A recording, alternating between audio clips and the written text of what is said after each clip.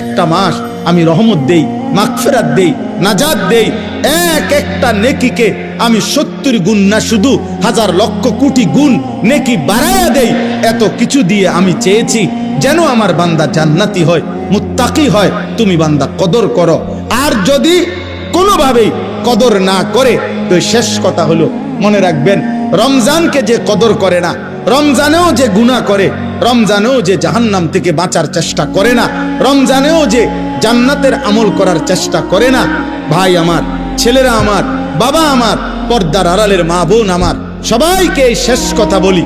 আল্লাহ রসুল বলছে, জিব্রাইল আইসা রমজানের শেষ দিন নবীজিকে আইসা বলে গেছে, ইয়া রাসূল আল্লাহ, এত বড় রমজান পেল, ইফতার, সাহারি, তারাবি, এতেকাফ, শবে কদর, প্রতি ঘন্টা মিনিটে এত মাফ নেওয়ার সুযোগ থাকার পরেও যেই নাফরমান জাহান্নাম থেকে বাঁচার চেষ্টা করে নাই, গুনাহ থেকে আল্লাহর কাছে মাফ নেয় নাই, জান্নাতের জরুর আশা পূর্ণ করতে পারে নাই, আমল করতে পারে নাই, খোদার কসম নবীজি বলছে, জিব্রাইল আইসা বলছে, ইয়া রাসূলুল্লাহ, এমন নাফরমানের উপরে আল্লাহর লানত, আল্লাহর লানত, লানত, লানত। নবী বলছে আমিন, আমিন। মানে নবী বলছে, হ জিব্রাইল, আমিও বললাম আল্লাহ, এমন লানত আপনি কবুল করেন এই নাফরমান উম্মতের উপরে, আমি নবীরও লানত। যা,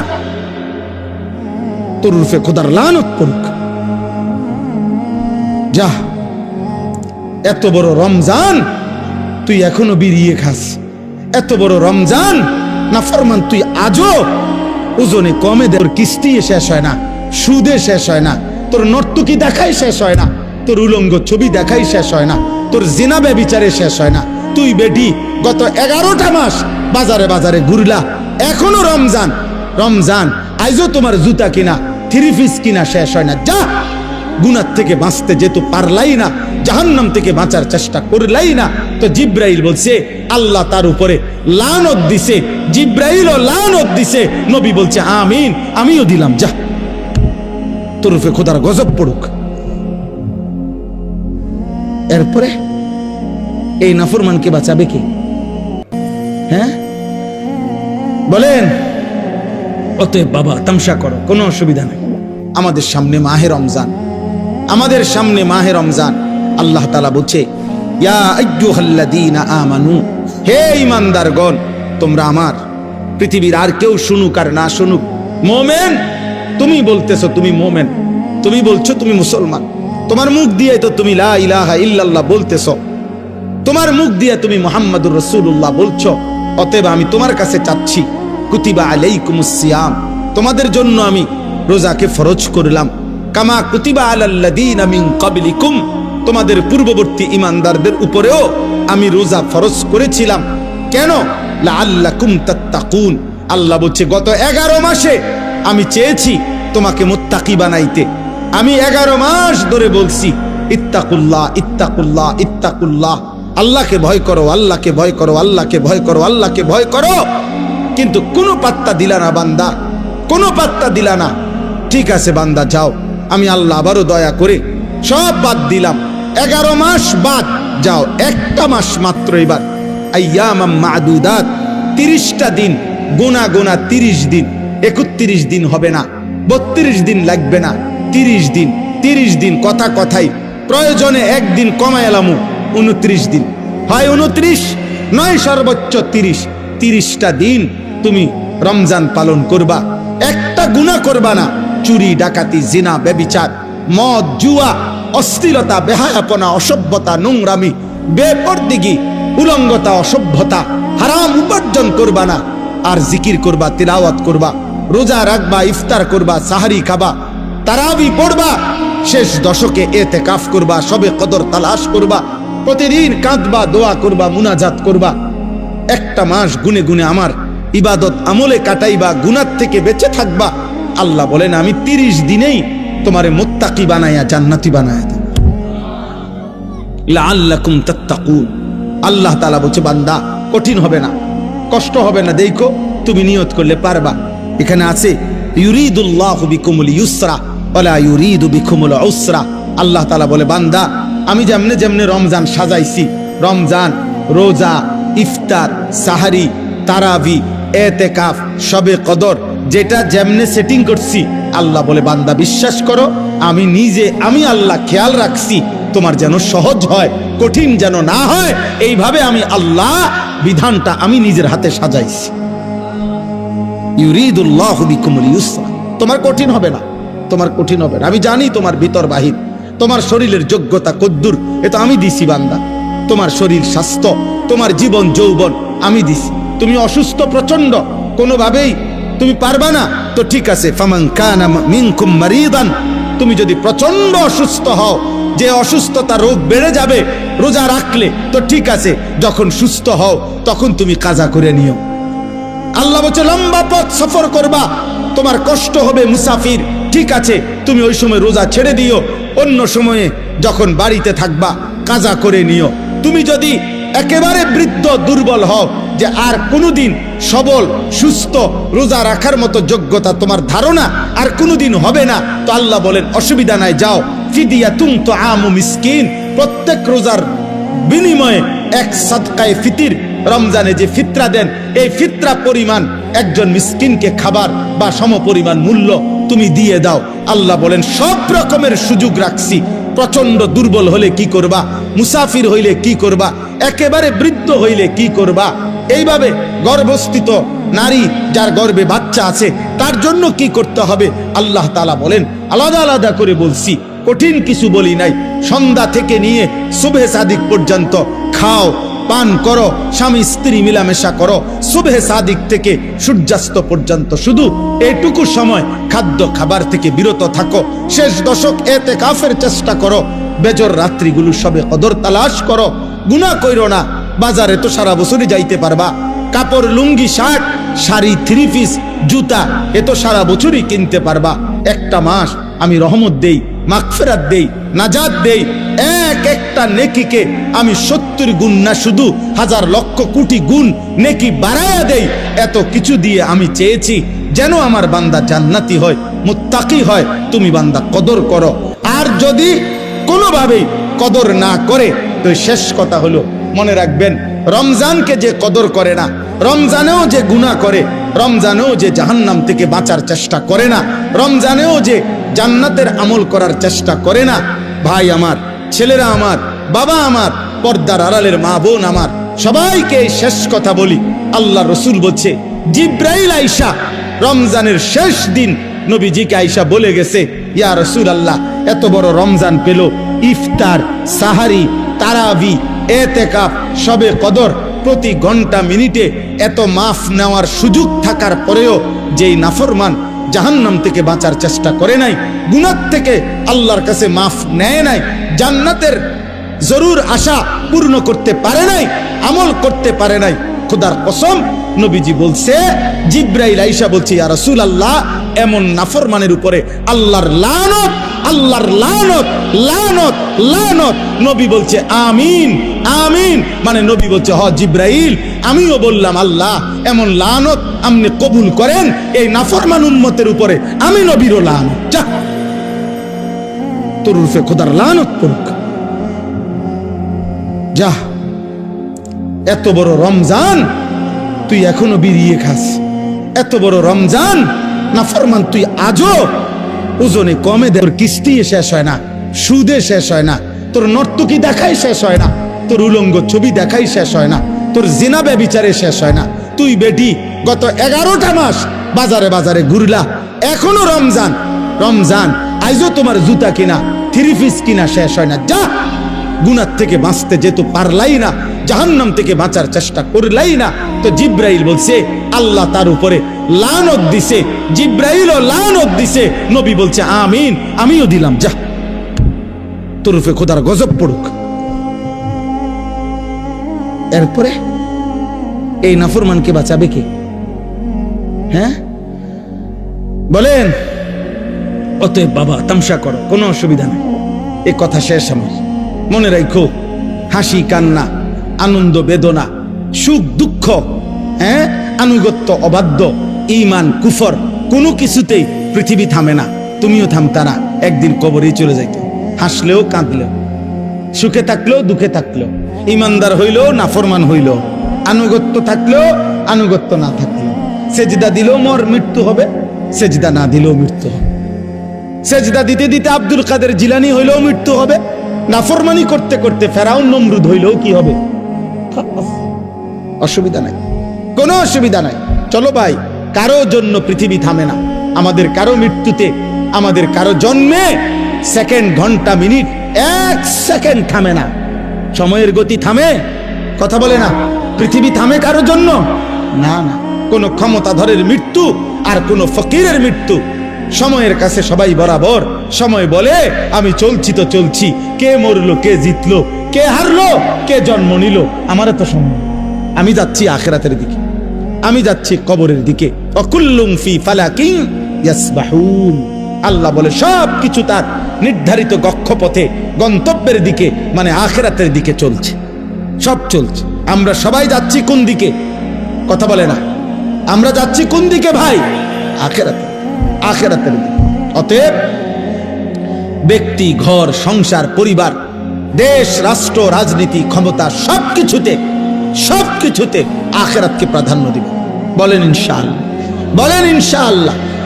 ভোটের আগের দিনও আখিরাতকে প্রাধান্য দিবেন, ভোটের দিনও আখিরাতকে প্রাধান্য দিবেন, ভোটের পর দিনও আখিরাতকে প্রাধান্য দিবেন, আখিরাতকে প্রাধান্য দিবেন। কোনোভাবেই দুনিয়ার কাছে বিক্রি যাবেন না। আল্লাহ আমাদেরকে হেফাজত করেন, আল্লাহ আমাদেরকে কবুল করে নেন আমার ভাই। অতএব আলহামদুলিল্লাহ, আজকে এই মুবারক মাহফিলে অনেক কষ্ট করছেন আপনারা, এত লম্বা সময় সবর করছেন। আলহামদুলিল্লাহ, আল্লাহ তাআলা এই ফুলগড় বারেশ্বর মাদ্রাসা আল্লাহ কবুল করে নেন। আজকে যেই ছেলেরা হাফেজে কোরআন হয়েছে, আল্লাহ তাদেরকে কবুল করে নেন। যাদের সহযোগিতা করেছে, তাদেরকে হাদিয়া দিয়েছে বিভিন্ন রকমের, মাশাআল্লাহ, আল্লাহ তাআলা তাদের সবাইকে কবুল আর মঞ্জুর করে নেন।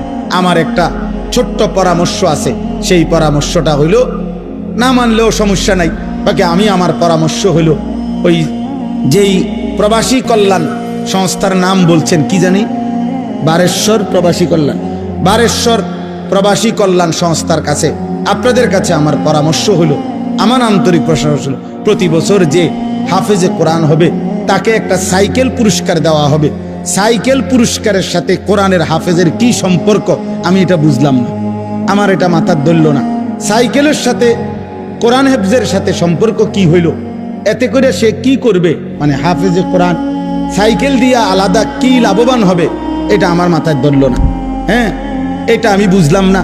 এই জন্য আমার পরামর্শ হলো, কোনো হক্কানি মুত্তাকি আলেমে দিন থেকে পরামর্শ নিয়ে আপনি জেনে নেবেন যে কোনো তালেবে ইলমকে, কোনো মাদ্রাসার ছাত্রকে, কোনো হাফেজে কোরআনকে কি পুরস্কার দিলে তার উত্তম হবে, তার সারা জীবনের এলেম অর্জনের জন্য কাজে লাগবে, পড়ালেখার জন্য কাজে লাগবে। এখন এইটা দিয়ে যদি সে কালকার থেকে গোটা 1 মাস চরকির মতো সারাটা মুরাদনগর গড়ে, তাইলে প্রবাসী কল্যাণ সংস্থার নেকি কি হবে আমি বুঝি না।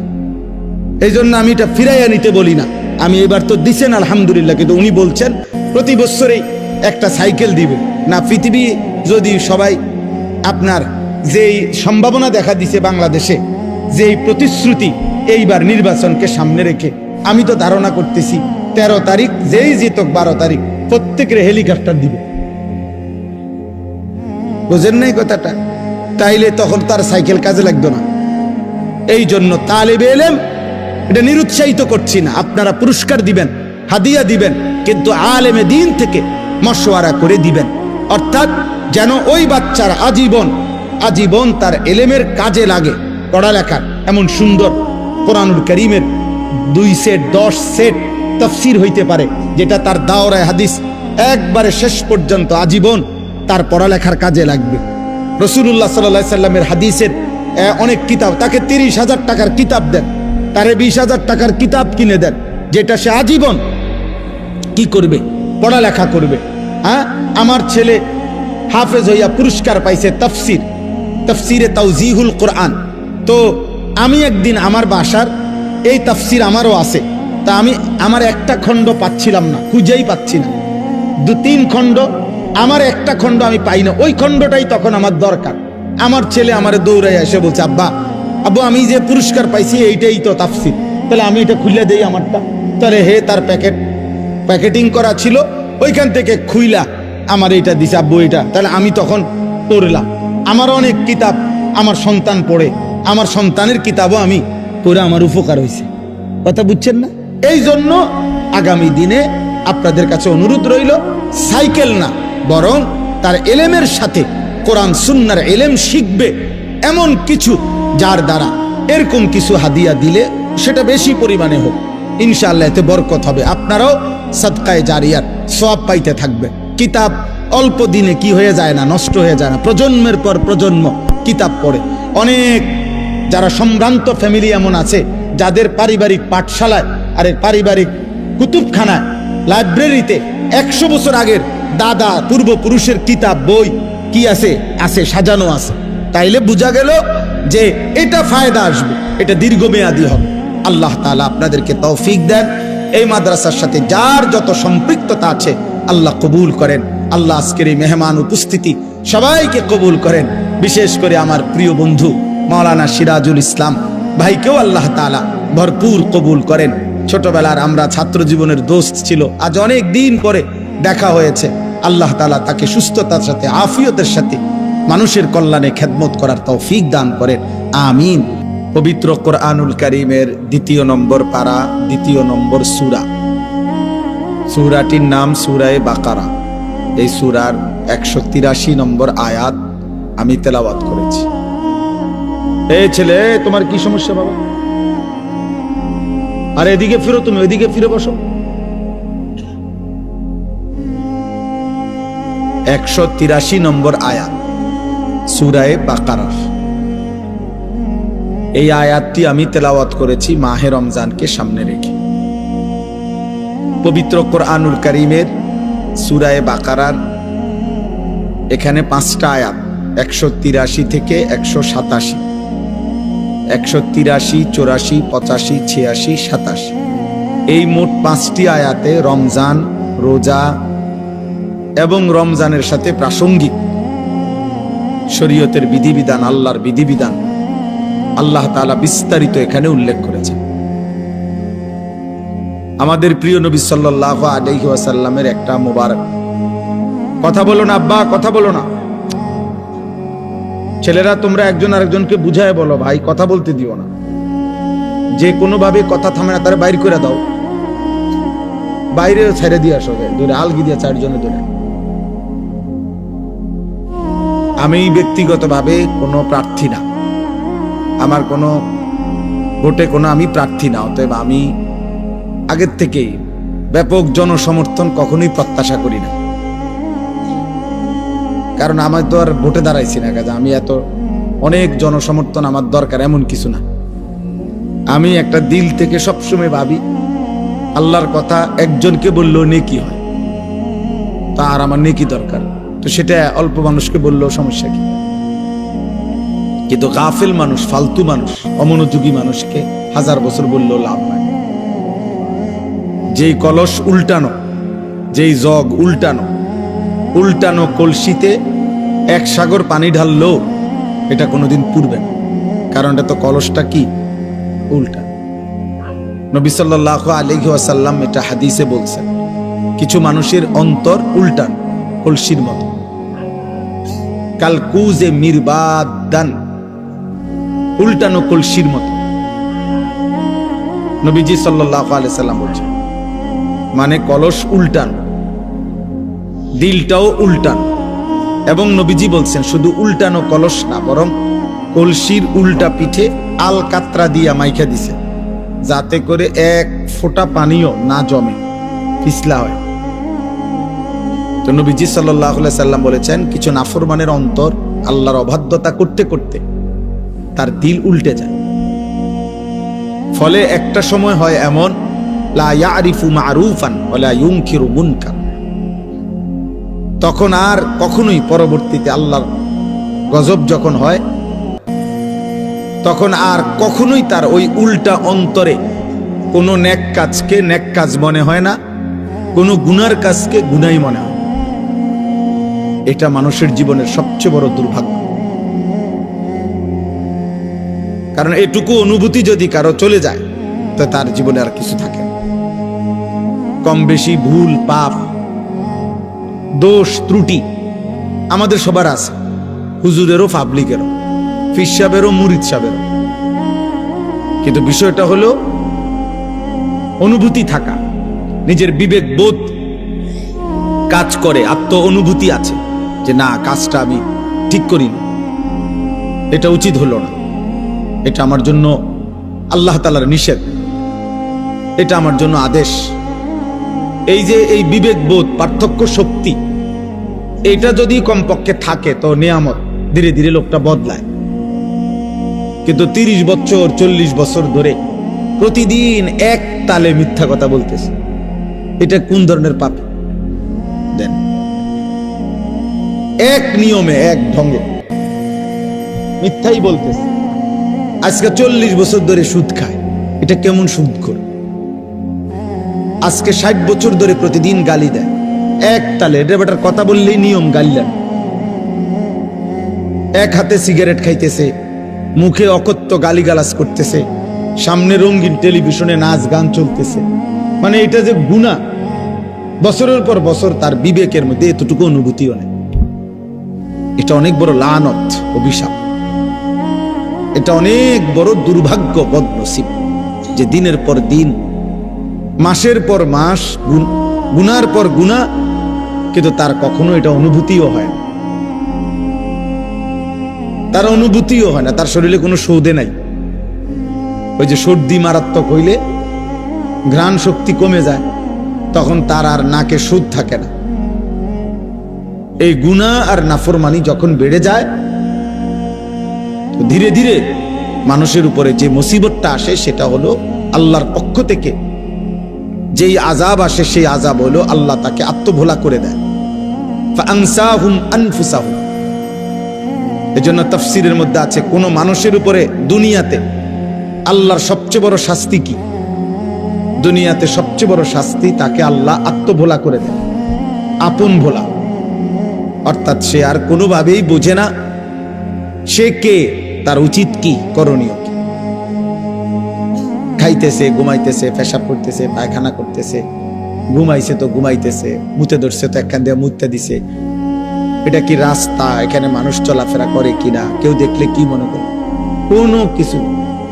হালালও খায়, হারামও খায়, গালিও দেয়, সালামও দেয়, মদও খায়, মধুও খায়, মাকেও দেখে, বোনকেও দেখে, আবার মোবাইলে টেলিভিশনে নর্তকীও দেখে, আপন স্ত্রীও দেখে, উলঙ্গ ছবিও দেখে। মানে পার্থক্য নেই তার ভিতরে, আর এই অনুভূতিটুকু কাজ করে না। সবকিছুই তার কাছে বরাবর। কষ্ট করে কামাই করে পয়সাও নেয়, সুদের টাকাও নেয়, কিস্তিও নেয়, সব মিলাইয়া 30,000, মিলে জিল্লে 12 লাখ টাকা পয়সা কেমনে মিলাইছেন? এই এমনি এমনি।